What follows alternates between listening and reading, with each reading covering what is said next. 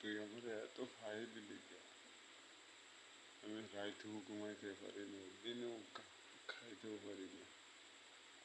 আমার ফোটাফানের মুখের দিক তাহাইলে আমার কোনো কিছুই ভালো ঠায় না। আমার সারলারে দিয়েছি আমি মাদ্রাসায় কান্দাই। না আমি স্বপ্নে দেখলাম যে আমার সাওয়াল ওই মাদ্রাসায় দেওয়ার পর কাঁদছে।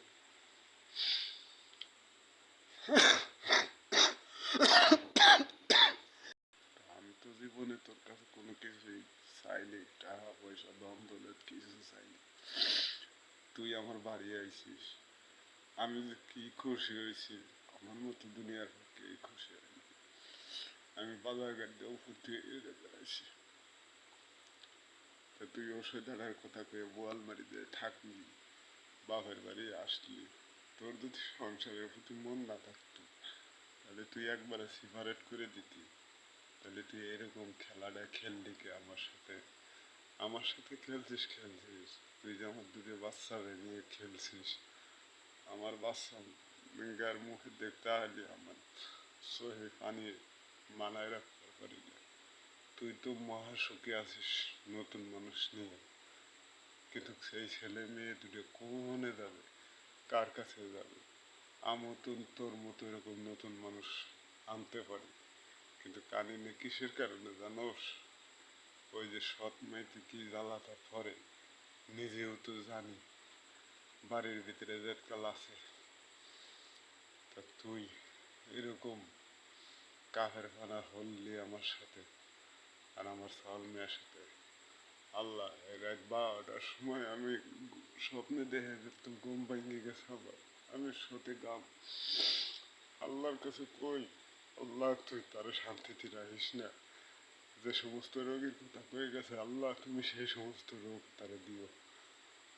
রিনা, তোরে আমি মনতে দোয়া করে দিলাম, তুই জানিস জীবনে ওই মানুষটারে নিয়ে শান্তিতেই থাকবার পারিস না।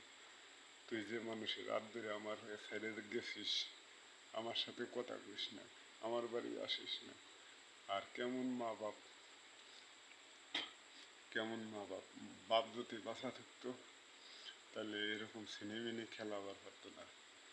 ওই মা বাইরে তার চাউল ফুলা ভান্ডা তো খাবার নেবার দেয় না। ওই এক তিনটে মেয়া, সেই তিন মেয়ের কাছ থেকে দান্দা হয়ে খায়। দুই জামার কাছ থেকেও দান্দা হয়ে খাইছে, আমার কাছ থেকে তো দান্দা বাস করে খাইতে পারে নাই। আমার বাড়িওয়ালারে দান্দা বাস করে খাওয়াইছে। নেয়ারা পেয়ারা হয়ে আমার নামে বদনাম করে কত সুরে খাইছে। তা আমার শাশুড়িরেও কই যে আমার পোলাপান রে এতিন আপনিও বানাইলেন। আল্লাহর কাছে কই আপনিও যিনি শান্তিতে থাকেন না, আল্লাহ যিনি আপনারও শান্তিতে রাখে না। এই রাত 12টার সময় আমি দোয়া করি, আল্লাহ আমার পোলাপান যে কান্দাইছে আর যে মেয়ের শাসন না দিয়ে মেয়ে ঢাকা পাঠায় দেয়, বোয়ালমারি পাঠায় দেয়, আল্লাহ তুমি তার একজনেরও শান্তিতে রাখো না। আল্লাহ আমার চোখের পানি জড়াইছে, আল্লাহ আমার পোলাপানটা কান্দাইছে। আল্লাহ এই রাত 12টার সময় উঠে আমি গেলাম, আল্লাহ তুমি ওই দিনারে দাফাইয়া হেরো।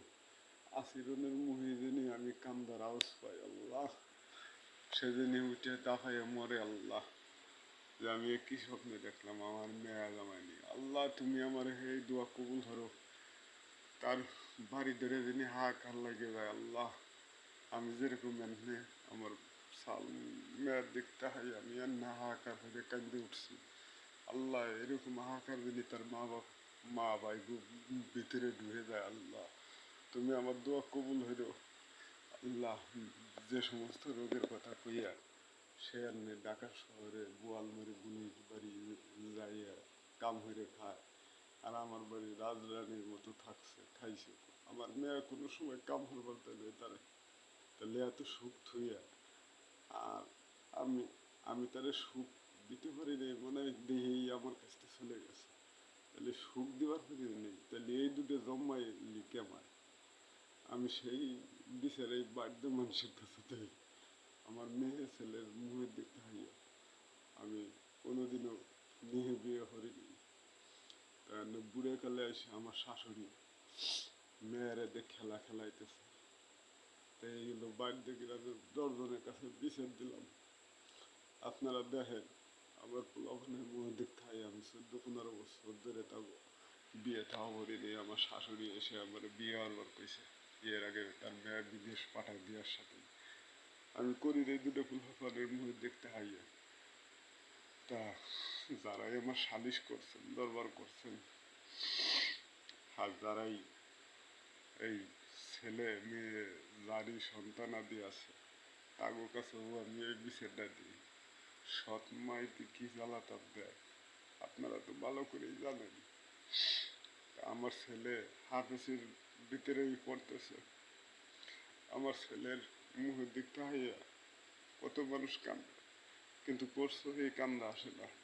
তাই আল্লাহর কাছে এই রাত 12টার সময় কই যে সমস্ত রোগের কথা কইয়ে ও বাপের বাড়ি গেছে, বাপের বাড়িতে বোনের বাড়ি যায়, বোনের বাড়িতে যায় আরেক বাড়ি, আল্লাহ তুমি তার নটটা তুমি ফেলাই দাও।